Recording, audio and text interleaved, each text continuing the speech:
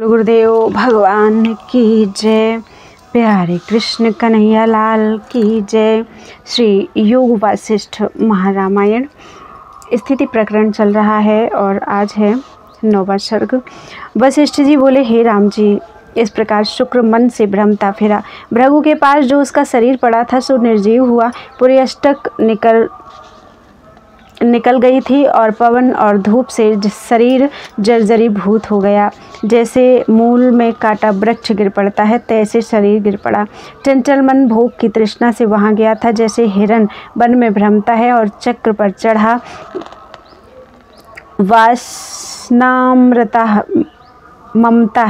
वासना ममता है तैसे ही उसने भ्रम से भ्रमांतर देखा।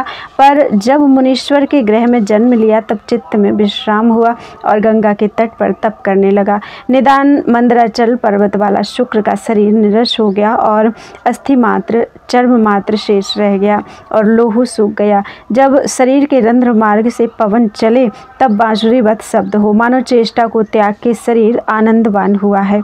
जब बड़ा पवन चले तब भूमि में लौटने लगे। नेत्र आदि जो रंध्र थे सो गर्तवत हो गए और मुख फैल गया, मानो अपने पूर्व स्वभाव का देख के हंसता है। जब वर्षा काल आवे तब वह शरीर जल से पूर्ण हो जावे और जल उसमें प्रवेश करके रंध्रों के मार्ग से ऐसे निकले जैसे झरने से निकलता है। और जब उष्ण काल आवे तब महाकंठ की नाई धूप से सूख जावे। निदान वह शरीर वन में मौन रूप होकर स्थित रहा और पशु पक्षियों ने भी उस शरीर को नष्ट न किया। उसका एक तो कारण था कि राग द्वेष से रहित पुण्य आश्रम था और दूसरे भृगु जी महातपस्वी तेजवान के निकट कोई आ न सकता था। तीसरे उनके सत्कार से थे, इस कारण उस देह को कोई नष्ट ना कर सका। यहाँ तो शरीर की यह दशा हुई और वहाँ शुक्र पवन के शरीर से चेष्टा करता रहा। इति श्री योग वासिष्ठे स्थिति प्रकरणे भार्गव कलेवर वर्णनम 9वां सर्गः। बोलो वृंदावन बिहारी लाल की जय। श्री वशिष्ठ जी बोले, हे राम जी, जब सहस्र वर्ष अर्थात भूमि लोक के 3,60,000 वर्ष बीते तब भगवान भृगु जी समाधि से उतरे तो उन्हें शुक्र दृष्टि न आया। जब भले प्रकार नेत्र फैला के देखा तब मालूम हुआ कि उसका शरीर कृश होकर गिर पड़ा है। यह दशा देख उन्होंने जाना कि काल ने इसको भक्षण किया है और धूप वायु और मेघ से शरीर जर्जरीभूत हो गया है। नेत्र गड्ढे रूप हो गए हैं, शरीर में कीड़े पड़ गए हैं और जीवों ने उसमें आलय बनाए हैं। घुड़ाण अर्थात कुशवारी और मक्खियाँ उसमें आती जाती हैं। श्वेत दांत निकल आए हैं, मानो शरीर की दशा को देख के हंसते हैं और मुख और ग्रीवा भयानक रूप रख कर श्वेत और नासिका और श्रवण स्थान सब जर्जरीभूत हो गए हैं।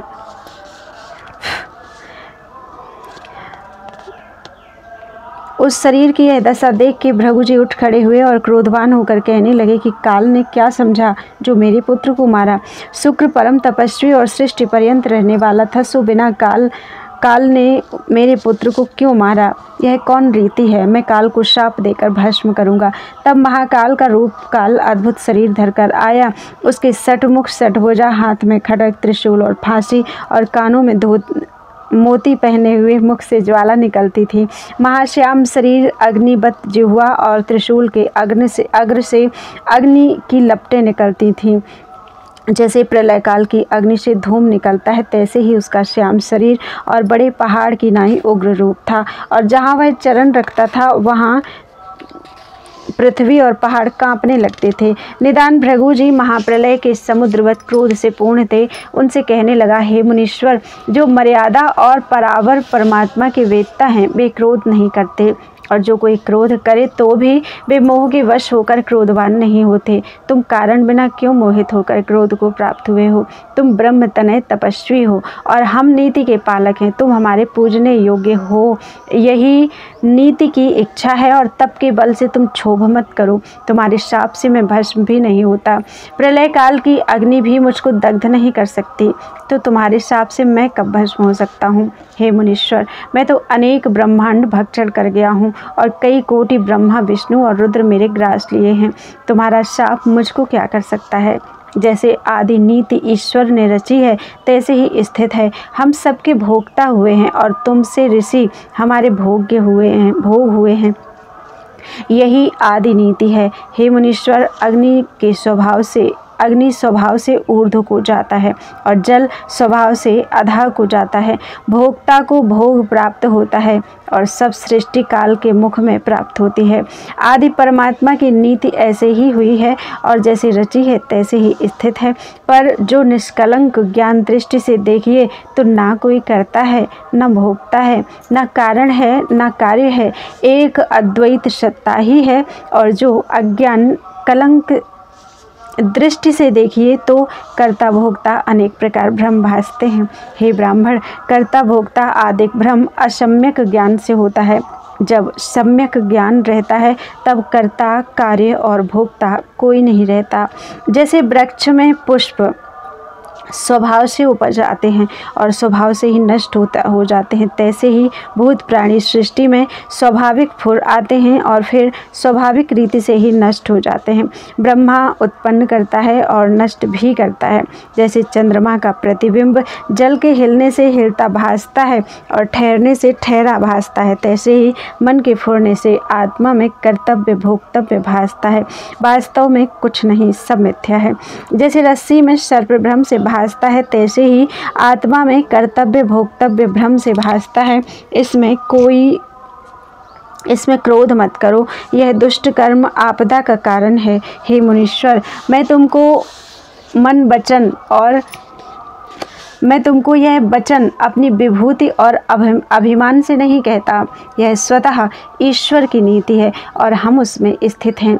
जो बोधवान पुरुष हैं वे अपने प्रकृत आचार में विचरते हैं और अभिमान नहीं करते।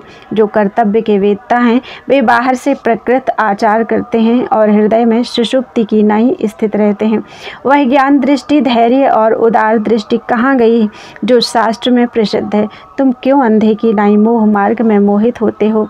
हे साधो, तुम तो त्रिकालदर्शी हो, अविचार से मूर्ख की नाई जगत में क्यों मोह को प्राप्त होते हो?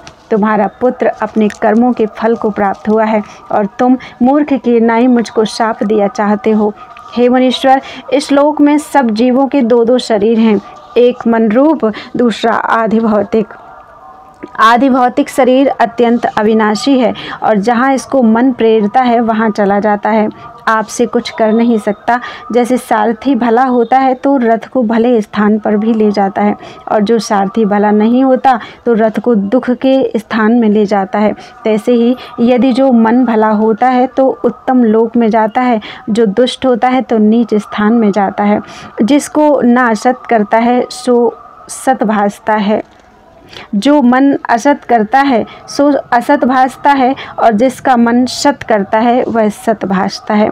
जैसे मिट्टी की सेना बालक बनाते और फिर भंग करते हैं, कभी सत करते कभी असत करते हैं और जैसे करते हैं वैसे ही देखते हैं, तैसे ही मन की कल्पना है। हे साधो, चित्त रूपी पुरुष है, जो चित्त करता है वह होता है और जो चित्त नहीं करता वह नहीं होता। यह जो फुरना है कि यह देह है, ये नेत्र हैं, ये अंग हैं इत्यादि जब सब मन रूप हैं। जीव भी मन का नाम है और मन का जीना जीव है। वही मन की वृत्ति जब निश्चय रूप होती है तब उसका नाम बुद्धि होता है।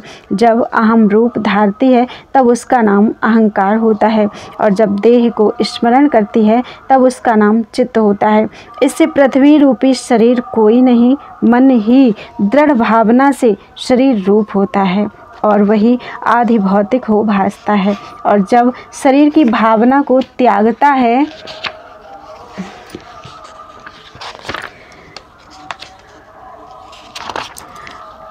तो चित्त परम पद को प्राप्त होता है। जो कुछ जगत है वह मन फुरने में स्थित है। जैसा मन फुरता है तैसा ही रूप हो भासता है। तुम्हारा पुत्र शुक्र ने भी मन के फुरने से अनेक स्थान देखे हैं। जब तुम समाधि में स्थित थे तब वह विश्ववाची अप्सरा के पीछे मन से चला गया और स्वर्ग में जा पहुंचा। फिर देवता होकर मंदार वृक्षों में अप्सरा के साथ विचरने लगा और फिर पारिजात, तमाल आदि वृक्ष और नंदन वन विचरता रहा। इसी प्रकार 32 युग पर्यंत विश्ववाची अप्सरा के साथ लोकपालों के स्थान इत्यादि में विचरता रहा। और जैसे भंवरा कमल में सेवता है, तैसे ही तीव्र संवेग से भोगता रहा। जब पुण्य क्षीण हुआ तब वहाँ से इस भांति गिरा जैसे पक्का फल वृक्ष से गिरता है, और देवता का शरीर आकाश मार्ग में अंतर्धान हो गया और भूमिलोक में आ पड़ा। फिर धान में आकर ब्राह्मण के वीर्य द्वारा ब्राह्मणी का पुत्र हुआ। फिर मालव देश का राज्य किया और फिर धीवर का जन्म पाया। फिर सूर्यवंशी राजा हुआ। फिर विद्याधर हुआ और कल्प पर्यंत विद्याधर में विद्यमान रहा। और फिर विंध्याचल पर्वत में लय होकर क्रांत में धीवर हुआ।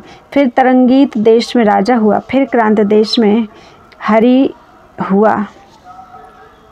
हरिण हुआ और वन में बिचरा। और फिर विद्यावान गुरु हुआ। निदान श्रीमान विद्याधर हुआ और कुंडलादि भूषणों से संपन्न बड़ा ऐश्वर्यवान गंधर्वों का मुनि नायक हुआ और कल्प पर्यंत वहाँ रहा। जब प्रलय होने लगी तब पूर्व के सब लोग भस्म हो गए, जैसे अग्नि में पतंग भस्म होता है। तब तुम्हारा पुत्र निराधार और निराकार वासना से आकाश मार्ग में भ्रमता रहा। जैसे आलय बिना पक्षी रहता है तैसे ही वह रहा। और उस ब्रह्मा की रात्रि व्यतीत हुई और सृष्टि की रचना बनी। तब वह सतयुग में ब्राह्मण का बालक वसुदेव नाम हो गंगा के तट पर तप करने लगा। अब उसे 800 वर्ष तप करते बीते हैं, जो तुम भी ज्ञान दृष्टि से देखोगे तो सब वृत्तांत तुमको भास आवेगा। इससे देखो कि इसी प्रकार है अथवा किसी और प्रकार है। इति श्री योग वासिष्ठे स्थिति प्रकरणे काल वाक्या नाम 10 सर्गा। बोलो वृंदावन बिहारी लाल की जय। त्वदीयं वस्तु गोविंद तुभ्यमेव समर्पये, तेन त्वदङ्घ्रिकमले रतिं मे यच्छ शाश्वतीम्।